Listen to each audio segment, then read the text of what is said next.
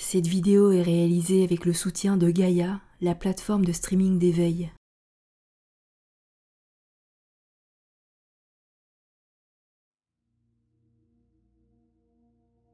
Imaginez dans un futur plus ou moins proche un vaisseau spatial d'origine terrestre ayant comme objectif d'atteindre une étoile fixe lointaine.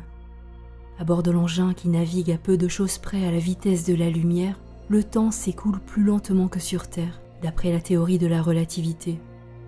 Quand le vaisseau arrivera à proximité de son objectif, l'équipe procédera à des analyses spéciales, à des mesures gravitationnelles, à des calculs orbitaux et choisira pour finir de poser le vaisseau sur la planète dont les conditions se seront révélées les plus proches de celles de la Terre.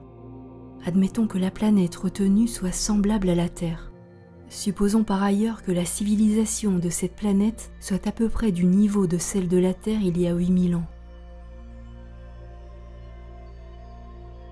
Voici nos astronautes parvenus à destination. Ils rencontrent des êtres qui fabriquent des outils de pierre. Ils les voient à la chasse abattre des animaux à coups de javelot. Des troupeaux de moutons et de chèvres paissent dans la steppe.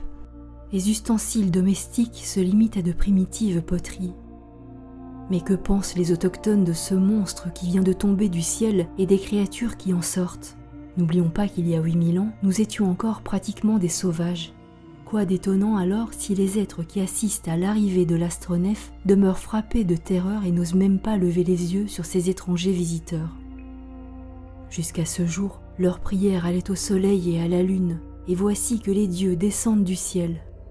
Avec leur technologie avancée, aux yeux de ces primitifs, nos astronautes sont sans conteste des dieux tout-puissants.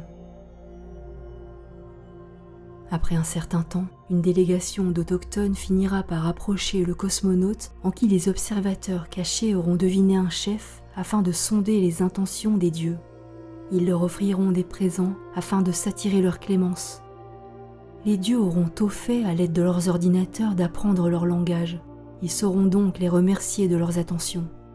Cependant, ils auront beau leur expliquer qu'ils ne sont pas des dieux et qu'ils ne méritent pas qu'on leur adresse des suppliques, les primitifs n'en croiront rien. Les visiteurs viennent du ciel, ils possèdent d'évidence de prodigieux pouvoirs, ce sont donc des dieux. Innombrables sont les tâches qui échouent aux cosmonautes dès l'instant où ils ont posé le pied sur ce sol nouveau. Formation accélérée d'une équipe d'autochtones qui prêtera main forte aux visiteurs en quête de matériaux fissiles nécessaires à leur retour sur Terre. Choix d'un roi parmi les indigènes les plus astucieux. Inculquer à la population des notions susceptibles d'accélérer son évolution vers un ordre social moins rudimentaire. Incident possible, des guerriers d'un autre peuple attaquent l'équipe qui travaille à collecter les matériaux fissiles. Les semences s'étant révélées vaines, les cosmonautes sont contraints de faire usage d'armes modernes pour les mettre en déroute. Certaines femmes sont fécondées par les dieux, elles donneront le jour à une race nouvelle, en avance sur le niveau local d'évolution. Les cosmonautes laisseront avant de repartir vers la Terre des traces visibles de leur passage, mais ces traces ne seront comprises que bien plus tard, lorsque les habitants de la planète en question auront atteint des formes sociales suffisamment structurées et reposant sur des fondements techniques et mathématiques solides. Quand l'astronef disparaîtra dans les profondeurs de l'espace, nos amis commenteront l'événement. Les dieux nous ont rendu visite, diront-ils. Une légende naîtra qui sera transmise à leurs enfants. Les cadeaux, les outils, les objets que les cosmonautes auront laissés derrière eux seront considérés comme des reliques sacrées. Les enfants qu'ils auront eus avec les femmes autochtones seront élevés au rang de rois ou de dirigeants et leurs lignées deviendront des dynasties. L'écriture et les dessins relateront le séjour parmi eux des dieux habillés d'or qui descendirent du ciel dans une embarcation volante. Quant aux événements que va connaître la planète après le départ de notre astronef, il est relativement simple d'en deviner le cours. Les habitants, témoins du séjour des dieux, auront acquis quelques connaissances à leur contact, permettant l'émergence d'une civilisation plus évoluée. L'endroit où le vaisseau spatial était posé deviendra sol sacré, lieu de pèlerinage où l'on chantera l'incroyable visite des dieux. On y construira des pyramides et des temples dont les proportions seront calculées selon certaines normes astronomiques. La population deviendra plus nombreuse, des guerres éclateront au cours desquelles les lieux saints seront ensevelis, l'histoire des dieux terriens venus il y a des milliers d'années sera peu à peu oubliée ou réécrite. Les générations à venir procéderont à des fouilles méthodiques, tenteront d'interpréter les signes qui furent inscrits dans les édifices immémoriaux. Et la suite ressemble à ce que nous trouvons dans nos manuels scolaires ou livres d'histoire, de mauvaises interprétations ou des mensonges trahissant la réalité des faits.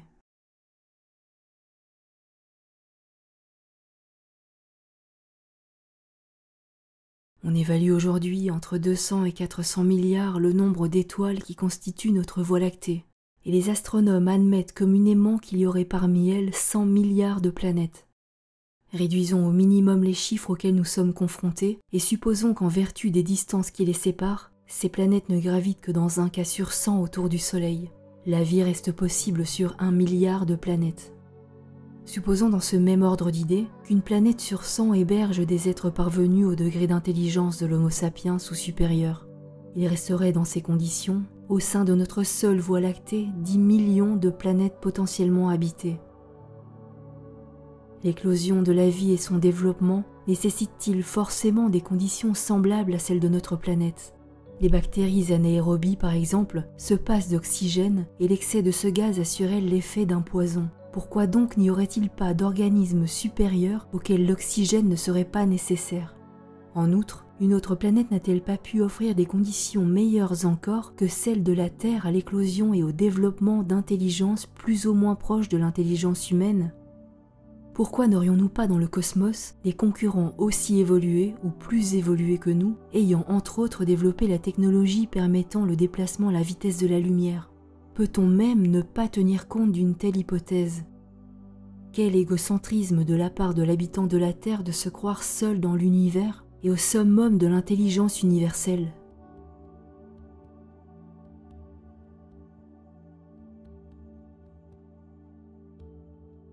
En 1968, l'auteur suisse Erich von Däniken publiait le livre à succès Chariots of the Gods, traduit en français par Présence des extraterrestres, ouvrage fondateur de la théorie des anciens astronautes, vendu à des dizaines de millions d'exemplaires dans le monde.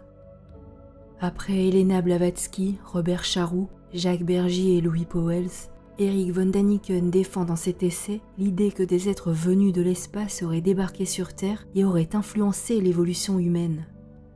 L'auteur suisse part du principe que nos traductions des textes sacrés et nos connaissances archéologiques présentent de grosses lacunes, concernant notamment des prodiges quasiment inconcevables réalisés dans un passé plus lointain que ce que l'on veut bien nous dire. Ce passé qui fourmille de dieux inconnus qui rendirent visite à notre terre dans leurs navires spatiaux, comme en témoignent la plupart des textes sacrés si on les interprète de manière pragmatique. Avec quelques autres auteurs et chercheurs audacieux de son époque, Erich von Däniken fut un précurseur. Si une poignée d'êtres humains dont vous faites peut-être partie pense aujourd'hui différemment, peut poser un regard neuf sur tous ces mystères qui nous entourent, cela provient en grande partie de son apport immense, on ne le sait pas toujours. Il a eu le courage, il y a plus de 50 ans, d'avancer des hypothèses non académiques. Il est regrettable que son œuvre, composée d'une quarantaine de livres, ne soit pas ou plus éditée en français.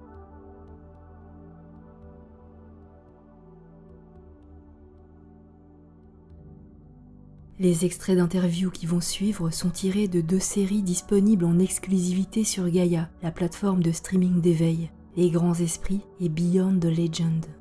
Gaïa propose plus d'1 millier de contenus en français, sur des thèmes comme l'histoire cachée, la spiritualité, l'ufologie, la conscience.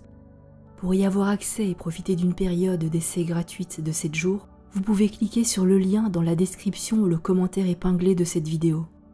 Pour choisir votre langue sur le site de Gaïa, il suffit de cliquer sur l'icône de la sphère en haut de la page d'accueil.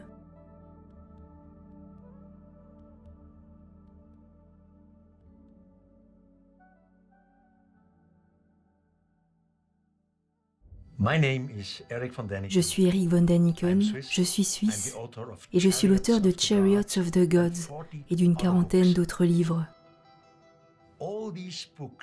Tous ces livres traitent du même sujet. Les extraterrestres sont-ils venus sur Terre il y a des milliers d'années? J'ai fait mes études en Suisse, dans un pensionnat catholique strict, dirigé par les jésuites.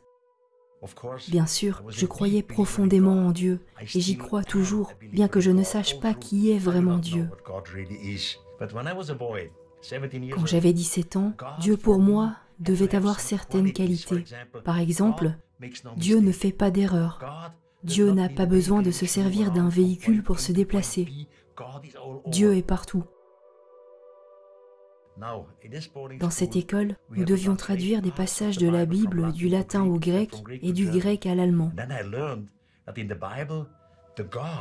J'y ai compris que le Dieu dont on parle utilise un véhicule pour se déplacer.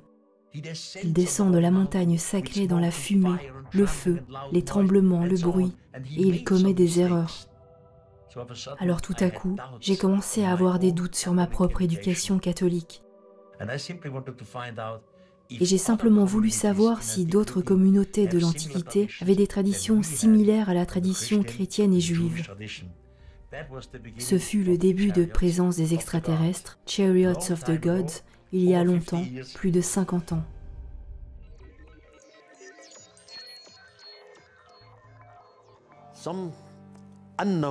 Il y a des milliers d'années, un groupe d'extraterrestres arriva sur Terre et ce n'était pas un hasard.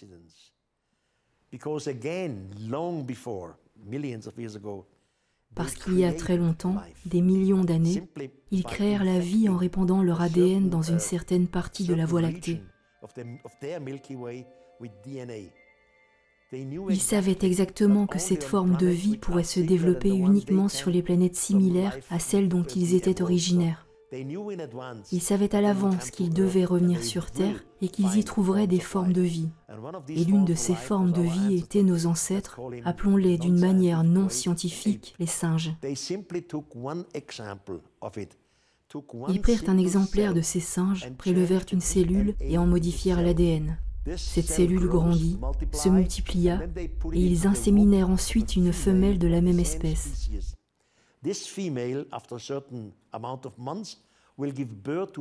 Après quelques mois, cette femelle donna naissance à un enfant qui présentait les mêmes particularités que ses parents, le squelette, les os, la bouche, tout. Mais à cause de cette mutation artificielle, l'enfant allait se développer différemment du schéma d'évolution de ses congénères. Tous les membres de notre famille d'espèces jusqu'à aujourd'hui, les singes, les chimpanzés, les gorilles, etc., font tous partie de la même branche, mais ils n'ont pas évolué. S'ils apprennent quelque chose, ils l'apprennent des humains. Seule une espèce, Homo sapiens sapiens, issue de cette même branche, est devenue intelligente, a développé le langage grâce à cette mutation artificielle. Maintenant, dès que vous voulez créer un nouveau groupe de population, vous avez besoin d'au moins une femelle et un mâle. Vous aboutissez ensuite sur l'histoire d'Adam et Ève.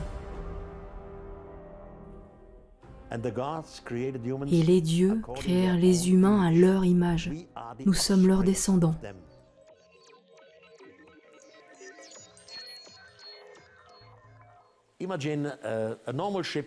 Imaginez un bateau traversant les océans il y a 200 ans.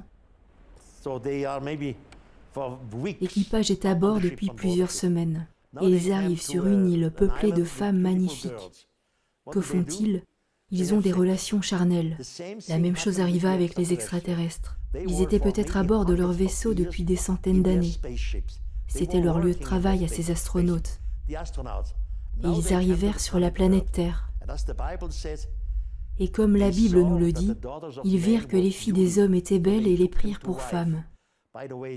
Dans une autre compréhension de la parole biblique, nous pouvons interpréter que les anges déchus virent que les filles des humains étaient belles et en prirent pour femmes. Qu'est-ce qu'un ange déchu? Ceux qui sont descendus sur terre, et pas uniquement d'après la Bible. Vous le trouvez très précisément consigné dans le livre d'Enoch. Il est clairement écrit que les gardiens du ciel organisèrent une mutinerie à bord. Certains d'entre eux voulaient avoir des relations charnelles avec les humains, mais cela était interdit. C'est écrit dans le livre d'Enoch. Ils organisèrent donc une mutinerie. Enoch mentionne même le nom de 36 extraterrestres qui déclarèrent « Nous voulons descendre sur Terre, nous voulons avoir des relations charnelles, même si cela va à l'encontre du règlement du Seigneur. » Le Seigneur était le commandant du vaisseau. Ils réussirent leur manœuvre et il en résulta la naissance de différentes créatures monstrueuses, de géants, etc.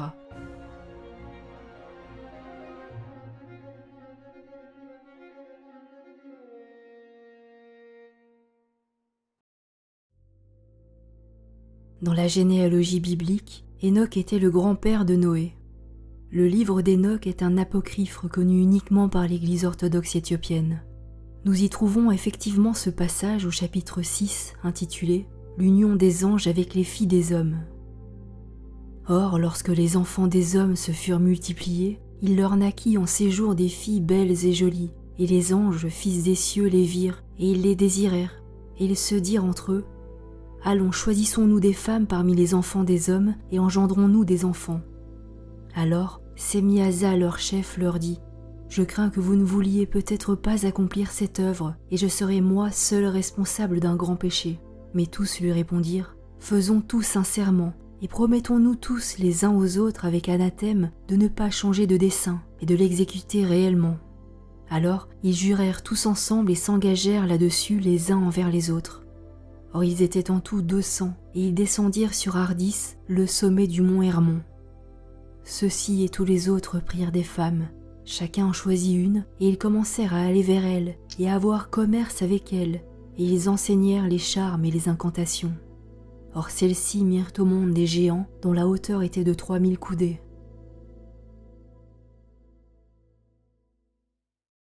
Dans la Bible, on apprend d'Hénoch qu'il fut le premier humain qui quitta la planète dans un chariot de feu, et qu'il était le 7e patriarche avant le grand déluge. Il y a 180 ans, un explorateur britannique se rendit en Éthiopie. Là, il se rendit dans une vieille bibliothèque où il trouva un livre intitulé « Le livre d'Hénoch ». Il traduisit ce texte de la langue éthiopienne à l'anglais, puis plus tard de l'anglais à l'allemand. Quand j'étais jeune, j'avais la traduction allemande sous les yeux, et j'étais complètement choqué. Hénoch parle à la première personne en tant que témoin oculaire. Il raconte qu'il avait 12 ans. Toute la communauté du village se préparait à dormir. C'est alors qu'ils entendirent un bruit et virent de la lumière venant du ciel. Et soudainement, la lumière tomba sur terre. Tous les villageois s'enfuirent, effrayés, sauf Hénoch. Il dit « Je suis resté là, étonné. » Puis soudain, 2 êtres se sont rapprochés de moi. Ils portaient des vêtements étincelants. Ils ne ressemblaient pas à des humains. Ils ne respiraient pas comme des humains. Je n'ai jamais vu d'être comme ça sur terre. Finalement, Hénoch est pris de panique et tombe par terre.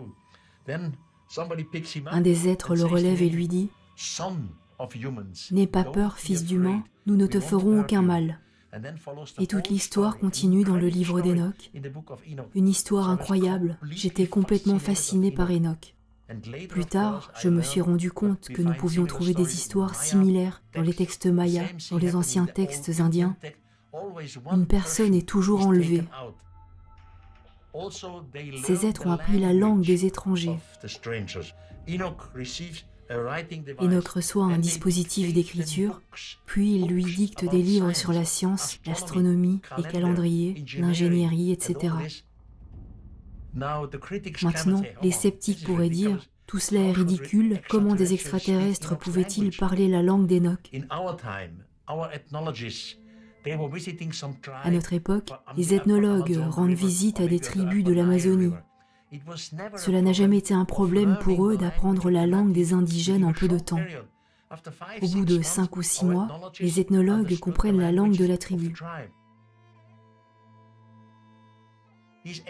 Si ces extraterrestres se sont comportés comme des ethnologues, ils ont étudié les groupes humains avant de leur rendre visite. Je ne suis donc pas du tout choqué que les visiteurs parlent à Hénoch dans sa langue et lui disent « N'aie pas peur » et ajoutent « Si tu veux, tu peux venir avec nous, nous allons t'enseigner. » Hénoch leur répond « Oui, je veux que vous m'appreniez des choses. » Hénoch reçoit alors une combinaison identique aux visiteurs.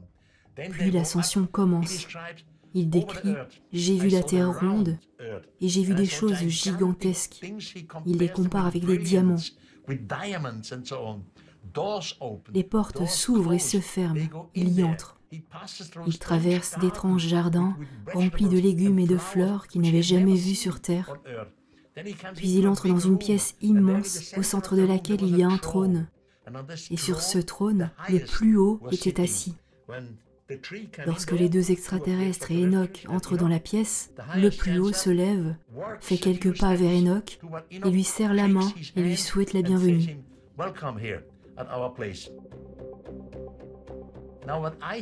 Tout ce qui vient d'être raconté est tiré du livre d'Enoch, mais pas de la manière dont je vous l'ai dit, car il y a environ 160 ans, quand le livre d'Enoch fut traduit pour la première fois de l'éthiopien à l'anglais, tous ces brillants professeurs de cette époque ne connaissaient rien au voyage dans l'espace, rien aux vaisseaux spatiaux, rien à l'aviation. Donc ils pensaient que nous devions appréhender toutes ces choses dans un contexte religieux. La traduction est donc différente de ce que je dis. L'Ancien Testament relate çà et là avec force et détail comment Dieu ou ses anges descendent du ciel à grand fracas, dans un tourbillon de fumée. L'un des récits les plus passionnants à cet égard est celui du prophète Ézéchiel. J'eus donc une vision. Du nord soufflait un vent impétueux, un gros nuage avec une gerbe de feu rayonnante, et au centre sortait du sein du feu quelque chose qui avait l'éclat du vermeil. Au centre, on distinguait l'image de 4 êtres qui paraissaient avoir une forme humaine. Chacun avait 4 visages, chacun avait 4 ailes. Droites étaient leurs jambes, dont les sabots, semblables à des sabots de taureau, étincelaient comme du bronze poli. Ézéchiel date de façon très précise l'atterrissage du char divin. Il note que le véhicule étincelant vient du nord en soulevant un nuage de sable. Le Dieu Tout-Puissant vient donc d'un point précis, et lui qui doit normalement pouvoir sans aucune difficulté surgir là où il le désire, se déplace à grand bruit dans un engin qui est loin de passer inaperçu.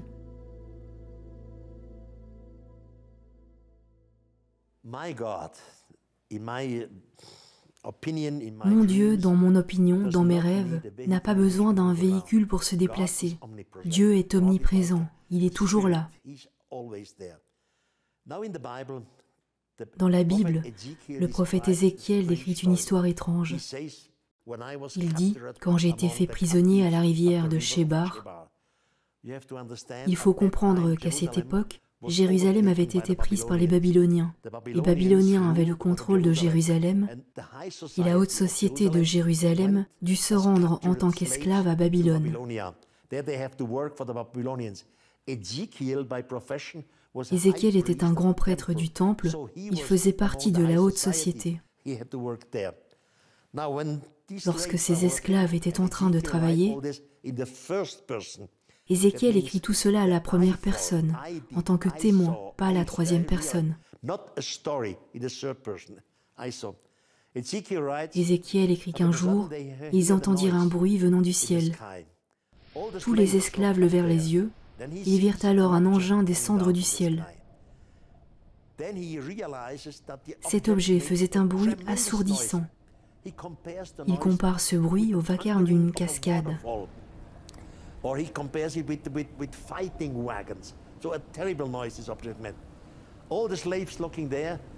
L'objet atterrit, le sable s'envolait. Ézéchiel, grand prêtre de profession, crut qu'il s'agissait d'une apparition de Dieu.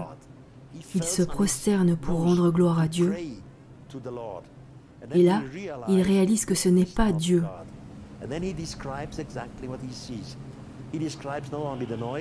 Il décrit ensuite exactement ce qu'il voit. Il décrit les ailes qui bougent dans un grand bruit. Quand elles sont au repos, elles restent en suspension. Il décrit les pieds qui sont faits en métal. Les roues qui l'étonnent beaucoup, car au lieu de simples roues qui vont d'avant en arrière, les roues de l'engin peuvent se déplacer dans toutes les directions sans devoir les manœuvrer.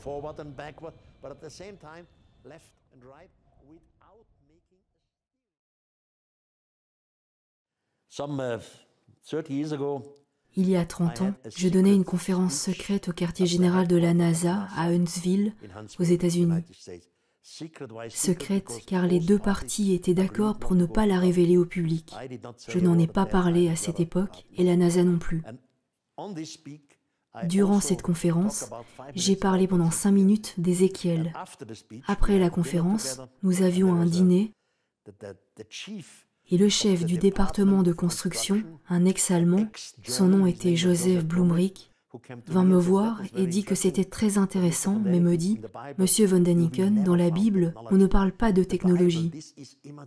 La Bible, c'est juste de l'imagination, ce sont des rêves, des visions, mais pas de la technologie. »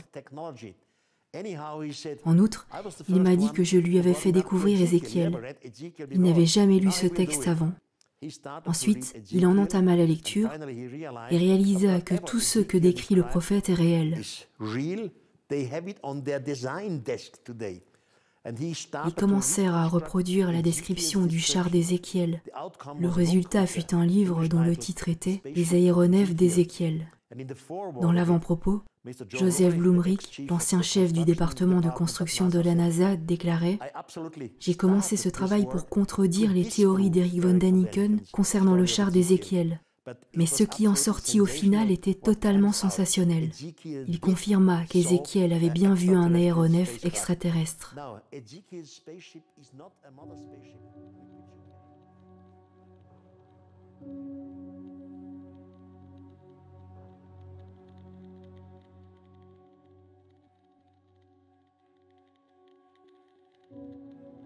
La mythologie des Esquimaux prétend que les premières tribus auraient été transportées dans le nord par des dieux aux ailes d'airain.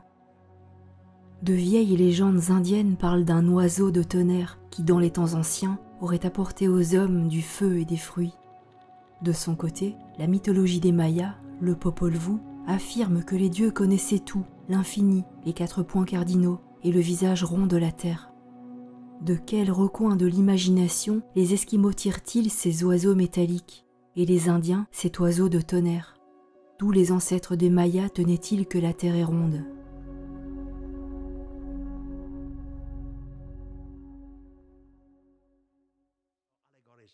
Une mythologie est à la base une histoire réelle, que les générations suivantes ne peuvent pas comprendre. Je vous donne un exemple. Imaginons que notre planète Terre soit détruite, peu importe la raison. Quelques personnes ont survécu quelque part dans les Andes ou au Tibet. Et que font-ils? Ils veulent que la race humaine survive, donc ils font des enfants. Maintenant, imaginez un père avec son fils de 2 ans sur les genoux, alors qu'un aigle survole la vallée. Et le père raconte alors à son fils « De mon temps, il existait des aigles 100 fois plus gros que cet aigle-là. Les humains s'asseyaient dans le ventre de ces oiseaux et il y avait de petites fenêtres par lesquelles les humains regardaient. Et plus vite qu'une flèche, ces gigantesques oiseaux volaient par-delà les mers. Ils se rendaient dans un pays où les maisons étaient si hautes qu'elles touchaient les nuages. Le petit garçon devient père à son tour. Il tient maintenant son fils sur ses genoux. Et de nouveau, un aigle survole la vallée. Qu'est-ce que le père raconte à son fils? Tu ne me croiras pas, mon fils? Ton grand-père me racontait qu'il existait des oiseaux 100 fois plus gros que cet aigle et que les gens s'asseyaient à l'intérieur. En seulement 2 générations, la réalité de nos avions devient une mythologie. En Amérique du Nord, il existe cette tribu très célèbre, les Hopis. Les Indiens Hopis ont de merveilleuses traditions. Ils fabriquent des petites figurines qu'ils appellent les Kachinas. Les Kachinas ont la forme d'un corps avec un masque sur le visage. Si vous interrogez les Hopis à propos de la tradition des Kachinas, ils vous répondent que les Kachinas étaient les hauts chefs spirituels dans un temps très reculé, qui enseignèrent leurs ancêtres. Maintenant, revenons en Amérique du Sud. Là, il existe une tribu nommée Kayapo. Les Kayapo vivent sur les rives de la rivière Amazone. Tous les ans, encore aujourd'hui, ils pratiquent des festivités spéciales. L'un de leurs chefs revêt un étrange déguisement qui recouvre tout son corps, comparable au Kachina des Hopis. Il n'y a aucune ouverture pour les yeux, le nez ou la bouche. Le reste de la tribu danse autour de lui en chantant l'histoire de leur civilisateur. Un jour, il y a très longtemps, ils entendirent un bruit dans le ciel et ils virent une lumière scintillante descendre. Ils étaient effrayés et se cachèrent dans leur grotte. Finalement, tout redevint calme. Ils sortirent de leur cachette et au centre du village se tenait un être immense. Il n'avait pas d'yeux, de bouche ou de nez. Il tenait un objet dans sa main qu'il ne quittait pas. Ensuite, un jaguar apparut et s'approcha de cet être étrange qui pointa le jaguar avec son objet et le jaguar tomba. L'animal n'était pas mort, juste assommé comme par un électrochoc. La tribu réalisa que l'étranger ne leur voulait aucun mal car il ne blessa personne. Et les villageois lui enseignèrent leur langue. Il leur dit que son nom était Bep Kororoti. La tribu lui demanda quelle en était la signification, et l'être leur dit que cela signifiait « Je viens du ciel, du firmament ».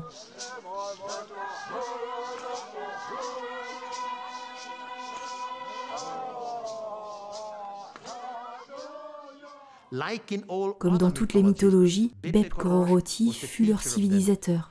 Il leur enseigna l'astronomie. Les Kayapo connaissent notre système solaire, les planètes qui gravitent autour du Soleil. Il leur enseigna l'agriculture et différentes choses sur les armes, etc. Avant de repartir, Bep Kororoti promit qu'il reviendrait dans un futur lointain.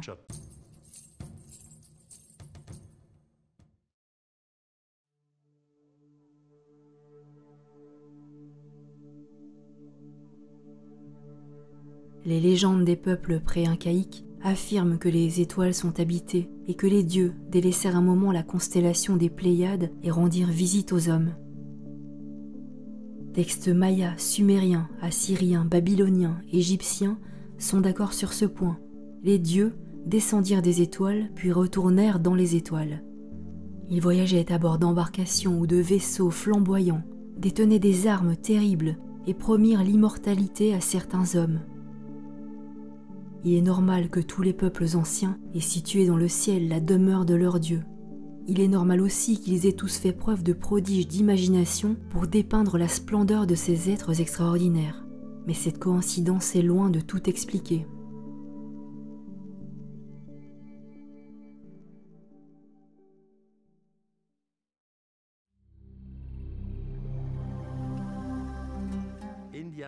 Les traditions indiennes sont remplies de dieux, des centaines, et la plupart sont en relation avec le ciel.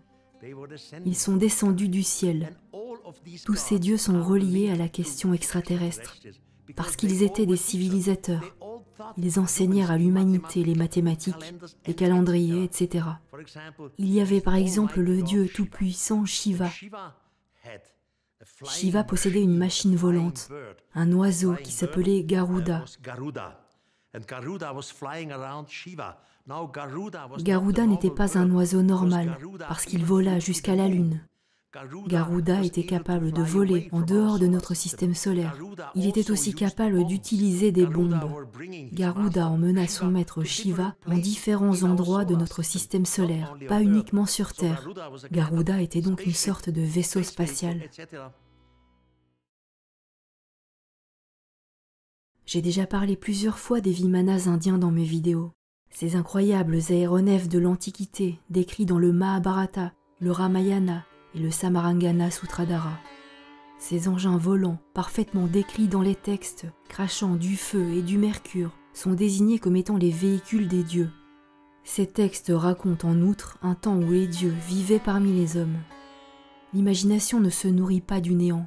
Ainsi, dans la citation suivante tirée du Ramayana, Bhima chevaucha avec son Vimana un splendide rayon lumineux qui avait l'éclat du soleil et la sonorité du tonnerre pendant l'orage.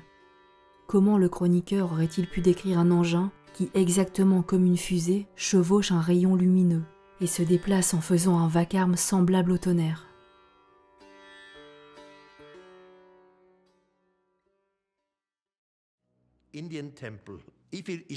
Tous les temples indiens vieux de milliers d'années, ou même construits de nos jours, présentent sur le sommet un Vimana. Les Vimanas peuvent avoir différentes formes, mais sur chaque sommité des temples indiens, de n'importe quelle époque, on peut voir un Vimana. Certains Vimanas ressemblent aux ovnis contemporains. Ils sont de forme discoïdale ou elliptique. Certains Vimanas présentent une autre forme, mais toujours au sommet des temples indiens. Les Vimanas étaient les machines volantes des dieux hindous.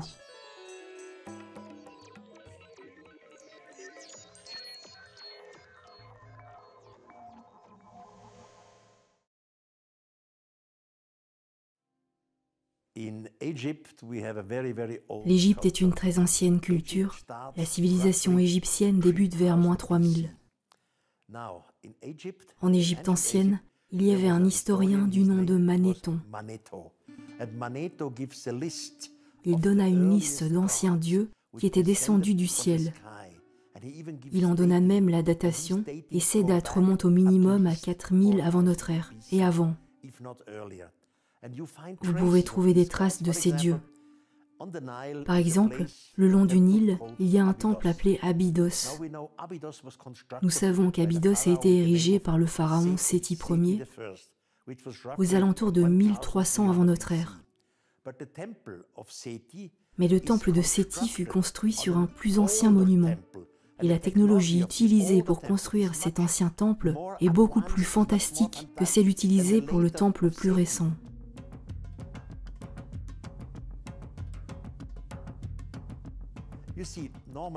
Normalement, les humains apprennent. Ils apprennent lentement comment bouger les blocs de pierre, les petits, les gros, comment tailler la pierre, etc. Donc l'évolution de la technique débute normalement avec des petits blocs. Et plus tard dans l'évolution, on apprend comment déplacer de gros blocs. Dans le temple de Séti Ier, vous pouvez clairement prouver que c'est le contraire. La plus haute technologie avec les plus gros blocs est la plus basse par rapport au niveau du sol.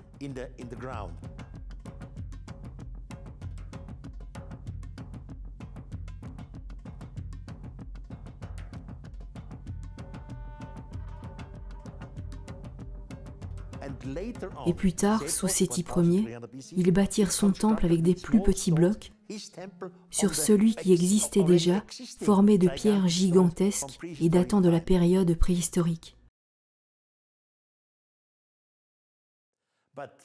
Quand vous voyez Machu Picchu, vous pouvez clairement différencier deux cultures. La culture la plus ancienne, qui a bâti avec des blocs bien plus énormes que la culture plus récente, celle des Incas. On sait comment les Incas travaillaient, on sait exactement comment ils taillaient leurs pierres. Mais la civilisation plus ancienne est la plus fantastique, et nous ne pouvons pas la dater.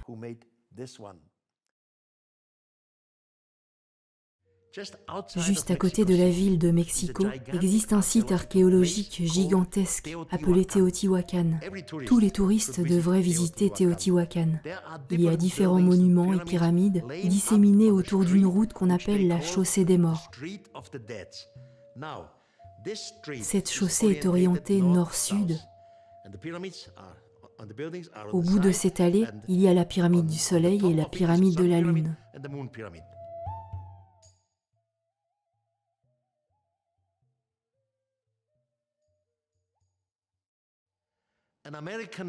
Un archéologue américain du nom de Ray Arleston a découvert que les monuments qui se situent autour de cette chaussée des morts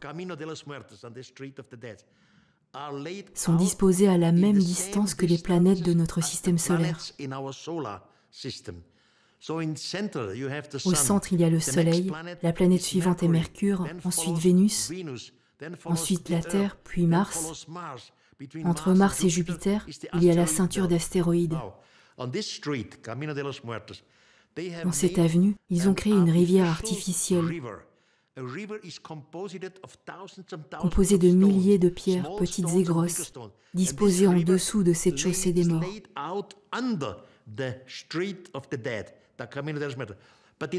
Mais à la distance correcte entre Mars et Jupiter. Donc la rivière, composée de milliers de pierres, symbolise la ceinture d'astéroïdes. La ceinture d'astéroïdes est composée de dizaines de milliers de roches, certaines petites, d'autres immenses. Et les autochtones de Teotihuacan ne pouvaient pas avoir la connaissance de la ceinture d'astéroïdes. Pour chaque planète, il y a un monument, avec entre autres Uranus, Neptune et Pluton. Pluton est une minuscule planète que les astronomes ont détectée en 1930. Mais Pluton a été inclus dans le système planétaire de Teotihuacan. Les autochtones ne pouvaient pas connaître l'existence de la ceinture d'astéroïdes ou de Pluton, pourtant c'est inscrit dans la pierre.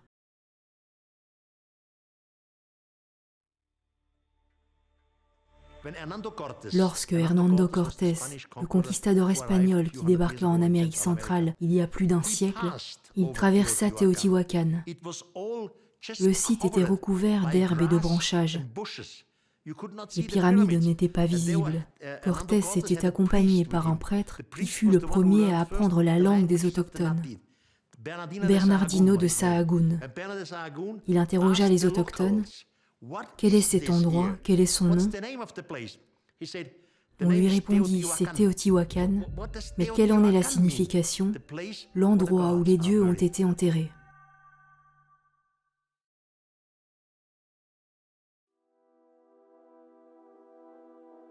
Non loin de la mer, sur les contreforts des Andes péruviennes, se dresse l'ancienne ville de Nazca.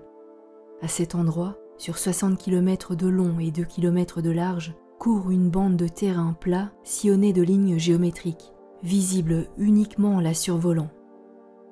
Selon l'archéologie traditionnelle, il s'agirait de routes incas. Mais quelle utilité peuvent avoir des routes qui courent les unes à côté des autres et s'arrêtent net aux extrémités d'un vaste terrain plat? Quelle raison pouvaient avoir les peuples pré-incaïques de construire à Nazca des voies qui ne ressemblent à rien d'autre qu'à des pistes d'atterrissage?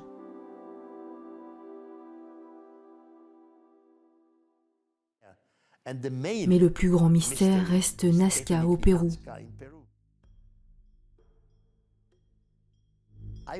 Je me suis rendu tellement de fois à Nazca, j'ai réalisé moi-même plus de 5000 photos du site. Je vais vous montrer des photos de Nazca qui ne sont jamais montrées dans les médias. Et vous serez choqués de voir ces représentations. Regardez-les attentivement. Jusqu'à aujourd'hui, la communauté scientifique nous propose l'explication qu'il s'agit d'un calendrier astronomique. Ça n'a aucun sens. Ils affirment ensuite qu'il s'agit d'un culte au dieu de la pluie. D'autres scientifiques avancent qu'il s'agit d'un culte au dieu de la montagne. Un magazine scientifique propose qu'il s'agisse d'un culte pour l'agriculture. C'est ridicule. Il n'y avait pas d'agriculture à cet endroit, il fait trop chaud. Si quelque chose avait poussé là, les dessins seraient devenus invisibles.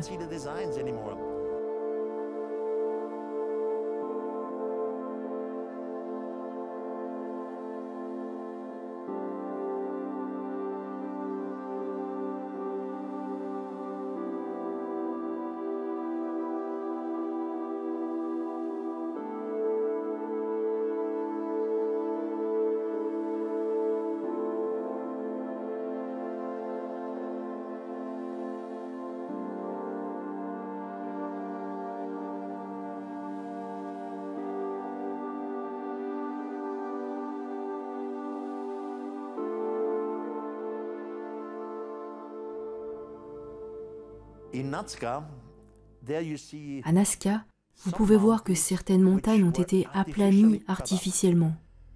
Vous ne voyez jamais ces montagnes dans les médias. Quelqu'un a coupé le sommet de ces montagnes. Vous pouvez clairement le remarquer sur les photos. Les montagnes normales aux alentours de Nazca présentent deux versants qui montent jusqu'au sommet. À un autre endroit, vous pouvez voir une montagne dont le sommet a été coupé. et il y a une ligne sur cette montagne. Et sous la ligne, qui ressemble à une piste d'atterrissage, qui débute soudainement et s'arrête soudainement, sous cette ligne, il y a une petite ligne en zigzag. Aucune suggestion de ce que cela peut être. Je suggère, ou dans ce cas je spécule, que cela a un rapport avec le vol, l'aéronautique. Donc nous savons que quelque chose est étrange à Nazca, parce que nous avons pu mesurer le flux électrique, la différence dans le sable et la différence au niveau des lignes. Nous pouvons absolument mesurer le changement du champ magnétique. Au niveau des lignes en zigzag, il y a quelque chose de profondément enfoui. Mais en pratique, quelqu'un pourrait nous dire « Ok, donc allez-y, creusez un trou, ce n'est pas compliqué. » Ce n'est pas possible, Nazca est complètement protégé. Vous ne recevez même pas la permission de gratter un caillou. Si vous tentez de faire quelque chose, vous êtes immédiatement arrêté. On vous met en prison au Pérou et vous devez payer 10 000 $ pour sortir.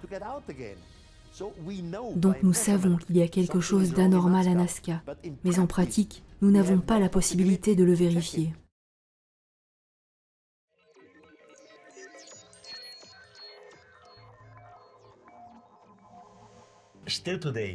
Encore aujourd'hui, il y a beaucoup de sceptiques qui pensent que tout ce qu'Eric von Daniken écrit est de la bêtise, de l'absurdité. Et j'aime les discussions avec les sceptiques parce qu'ils perdent de toute façon dans toutes les discussions. Et chaque fois que je rencontre des sceptiques qui pensent que je suis un idiot, je leur demande quel livre, quel article de moi avez-vous lu. Ils répondent aucun. Ils ne lisent rien, ils décident à l'avance que tout cela n'a aucun sens. J'ai bien sûr aussi appris des sceptiques. Dans certains cas, les critiques avaient raison et j'ai dû admettre « Ok, ce point de vue a plus de sens que le mien », ce qui est normal dans une discussion. Mais en gros, les extraterrestres étaient ici il y a des milliers d'années. À cette époque, nos ancêtres ne pouvaient pas comprendre ce que c'était. Ils les appelèrent les dieux. Cette histoire, je peux la prouver par des éléments. Il n'y a pas de Dieu en réalité, c'est un malentendu. Mais ils ont cru que c'étaient les dieux. C'est pourquoi ces soi-disant dieux ont été intégrés aux grandes religions, aux mythologies, aux légendes, etc. C'est un malentendu. Ma vie a changé parce que je suis un homme enthousiaste et plein de curiosité. J'ai toujours de nouvelles questions. Je ne sais toujours pas d'où viennent ces extraterrestres, de quel système solaire, de quelle distance, avec quelle technologie. Quel était réellement leur but? Pourquoi ont-ils choisi notre planète, notre système solaire? Il y a encore des centaines de questions ouvertes auxquelles j'essaye de répondre petit à petit. Dans beaucoup de domaines, je ne sais rien. Je suis comme un étudiant, heureux d'apprendre des autres. Et dans mon domaine, je sais beaucoup de choses, donc je peux débattre, et cela me rend heureux. Un nouveau paradigme, une nouvelle façon de penser, une nouvelle façon de s'intéresser, une nouvelle façon de poser des questions. C'est ce que je propose, et j'espère que la société continuera.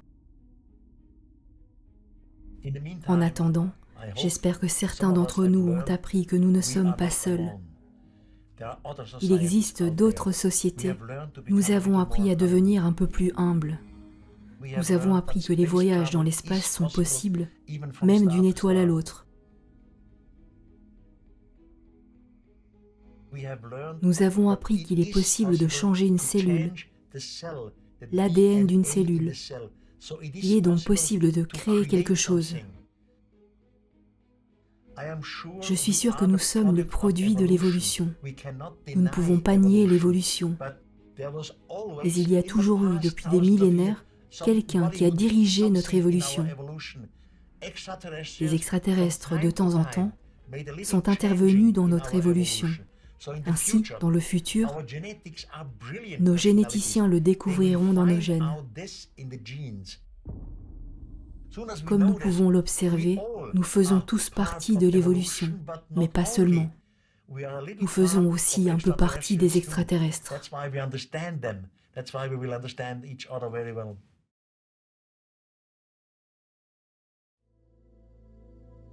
Pour soutenir ma chaîne, N'oubliez pas de mettre un like si la vidéo vous a plu, abonnez-vous si ce n'est déjà fait et activez la cloche pour recevoir les notifications. Vous pouvez aussi soutenir mon travail sur Tipeee. Merci à Gaïa pour son soutien.